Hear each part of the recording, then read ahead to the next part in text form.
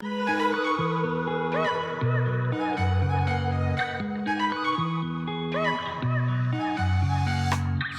up at your place. Wake up at mine. Hey everyone, it's Emily. Welcome to my channel. Today we are going to be doing a living room makeover. We're DIYing and adding a lot of changes. So the first thing we did a few months ago was add this color by Sherwin Williams to the fireplace wall, and it made a beautiful accent wall. I love how impactful it is and just really adds a lot of drama to the house, and I really love it. We finally got a couple pieces of furniture to add to this space. And then over Christmas break, I ended up building a mantle, really nice, and I painted it the same color as the fireplace wall so it would blend in but give that modern traditional look. And this is the current state of the living room. So I'm going to be changing up the space here on each side of the fireplace to create some symmetry. We're going to be doing built-ins. I got the cabinets from Lowe's, which was super affordable and way cheaper than custom cabinetry. And then I also picked up the wood filler that goes on the side of the cabinet so you can build it out a bit. Each side of my fireplace is different sizes, so we have to cut down a few things, but I'm going to show you guys how to do built-ins. We're going to be decorating the house for winter time, and we're going to be adding some new furniture. So I hope you are excited for today's video and get lots of ideas from it and be able to do this to your home as well. So let's go ahead and get started.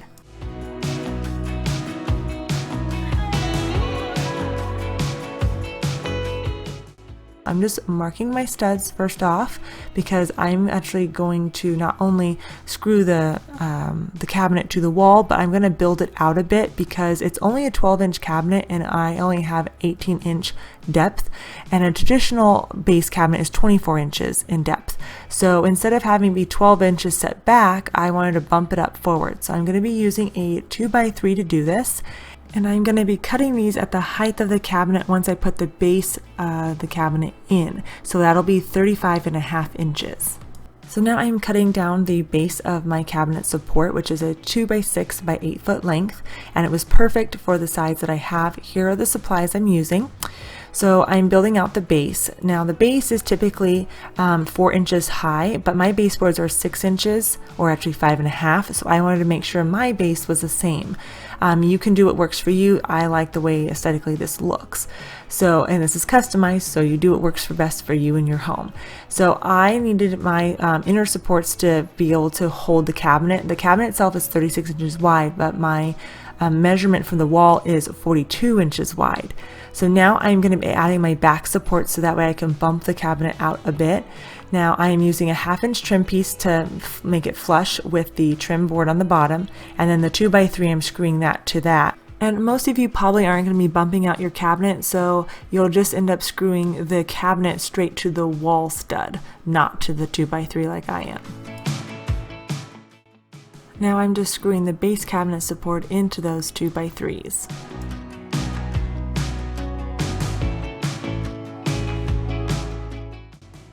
Now I'm taking the measurements for these outlets and then the gas line for the fireplace, and I'm going to mark that on the back of the cabinet. I'm going to be using my jigsaw and then a 1/2 inch drill bit to make a hole for the jigsaw to cut through the cabinet. And just make your marks on the back. I did find that if I went through the front of the cabinet, it was actually a cleaner cut for the drill bit, but the jigsaw made a cleaner cut coming from the back of the cabinet. So keep that in mind. You can always sand it down for a smoother edge and everything.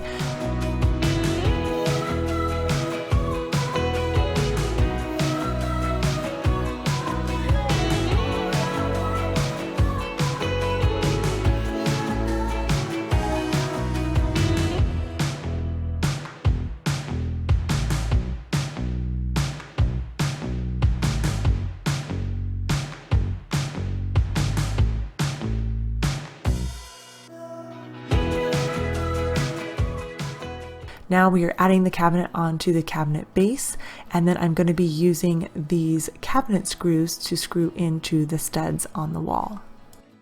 Now I have a pretty large gap on each side of the cabinet, and typically you don't have this much, but I don't have any studs on the wall that is on the fireplace side where the black paint is.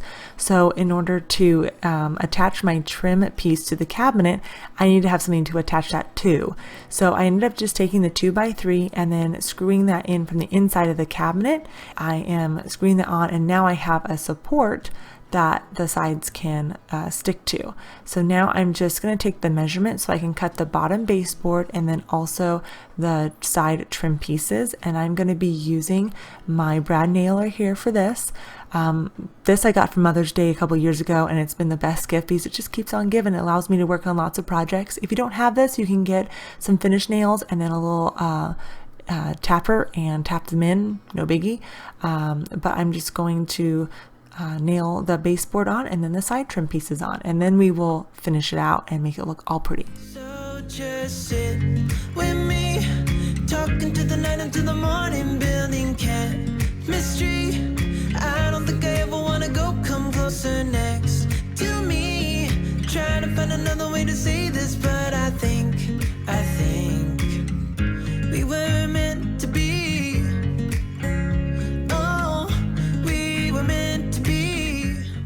So most walls in the home are never perfectly straight. So you can see that my cut was a little bit off as I was trying to angle it on the table saw. It just didn't work out that great, but it's okay. We're going to take care of that. I ended up adding a cabinet on the other side of the fireplace to add symmetry, which I really love. So I thought that would be great.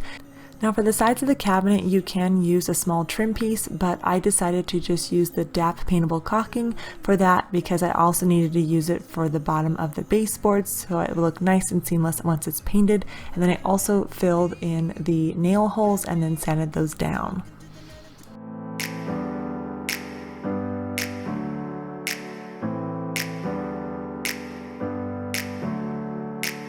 Never up, never down, never. Like a theme in a song, clever. Feeling high, feeling low at the same time. Feels so right, then I'm wrong, hoping I'll be fine. But I get up, I always do. I never think, I always do. Never thought I wouldn't jump, oh what a fool. But if I fall, I will get up again.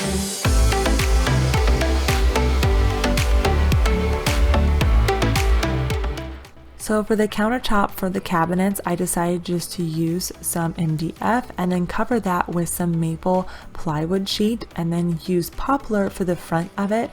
I'm going to be using my wood glue and just applying that, spreading that out with a little paintbrush and then gluing basically the maple plywood to the top of it. I used 1/2 inch brad nails for this so that I could attach it. And the best part is about this is that I can take it off and change the countertop if I want to. It's just going to be setting on there. It's really heavy. It's not going to go anywhere. And then I also glued on the front trim piece. And you want to make sure when you do this, you leave enough room for your cabinet doors to open. So I had every intention of painting the countertop black, and then I was like, no, I'm going to make it white. And then me and my husband both liked it in the raw wood. So we're just going to leave it for like that for now. And this is the way it's looking, and I really like it. And this is something that you guys can do too. It doesn't take that much work. So don't be intimidated by it. You can totally do this project. I will get up again.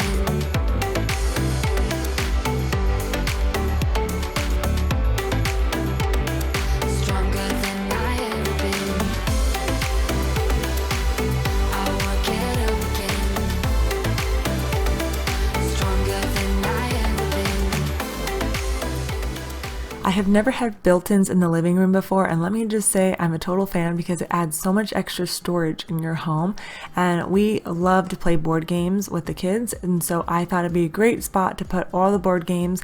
And I was trying to figure out the height for the shelf. That's why that board game is in there. It came with 2 shelves, but I'm probably only going to use one for now, but we can change it later on if we need to, which is really nice.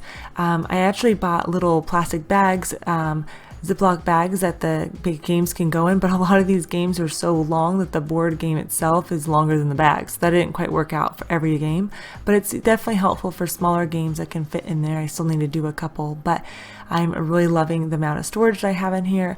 This cabinet is going to be mainly TV stuff, DVDs and all that, but I just have to find it. They're all in storage boxes still, so you know, we'll get to that eventually.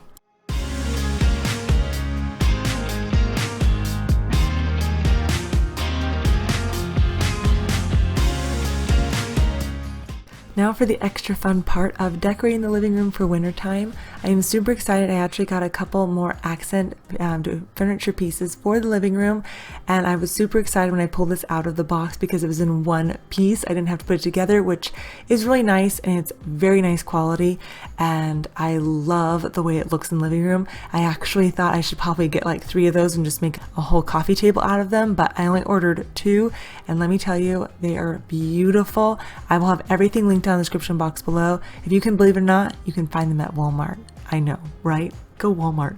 These accent chairs are from Target and they are super comfortable. We had tried a couple other ones that were similar style, not as comfortable at all, and we love comfort. If I'm going to buy a piece of furniture, I want it to be very comfortable, and the stools are firm, so if you wanted to sit on them to play a game, which we have done, they work excellent, and it's really nice. It's nice to have pieces of furniture that are comfortable but yet aesthetically pleasing for your home, and I like that.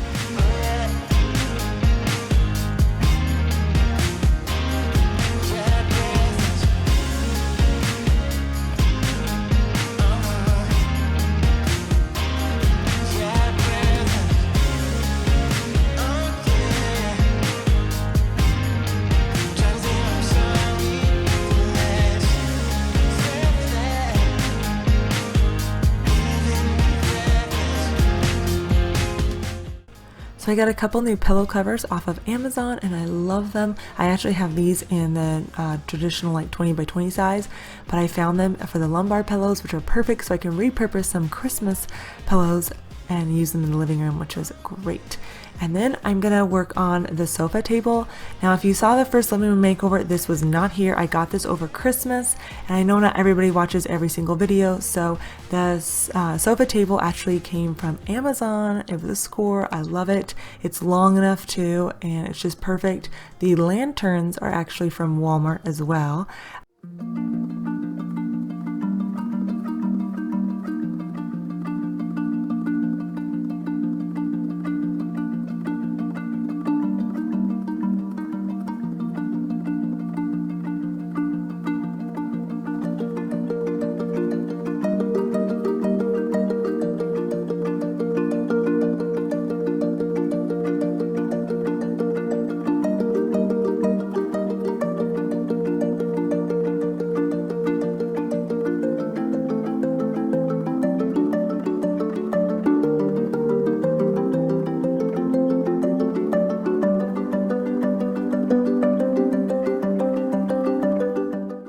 So I know traditionally a lot of people like to add built-in shelves over their built-ins, but I decided not to do that. I don't want to have a lot of clutter, and to me, shelving creates clutter. So I just wanted a clean, simple, minimal look for the house that I can change up with a couple different things but not have a ton of things on there. So I'm just adding my vases and then some candlesticks from Hobby Lobby in there, and then a couple little signs here and there. But the pictures, I tried to go with more wintry type of pictures that I already had. I couldn't find a ton online, but I like these, and I have a completely different look for spring than I have planned. So those will be changing, but I like how simple it is. And now I'm just going to rework the living room and figure out the right spot for the furniture, and then I'll show you the final look.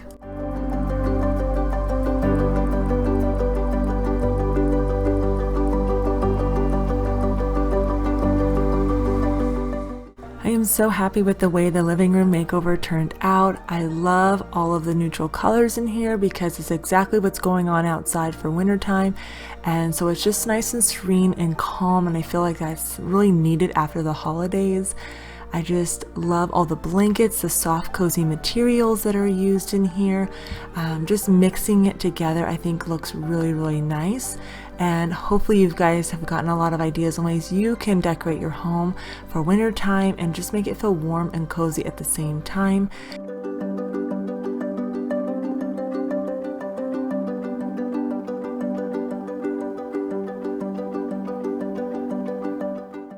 I really like how the wood tones warm up the space and just make it feel so cozy and yet inviting at the same time.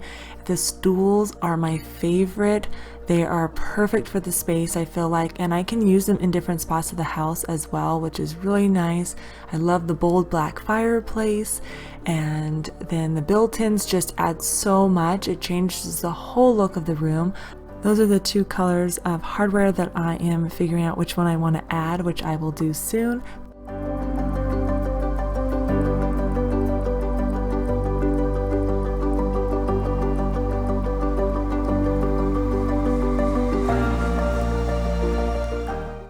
All the decor will be linked in the description box below in case you would like to shop it for your home. I really enjoyed putting this room together, and I like that I have an established look now for the space that I can just build on for each season. And hopefully you all learned a little bit of something in today's video and can tackle a DIY home project yourself. If you enjoyed today's video, please be sure to give it a thumbs up, share it with your friends, and hit the subscribe button so I can continue to inspire you through DIYs, decorating, and makeover videos just like this. Let me know what your favorite part of the living room is. And with that, I hope you all have an amazing day. Thank you so much for being here, and I'll see you soon.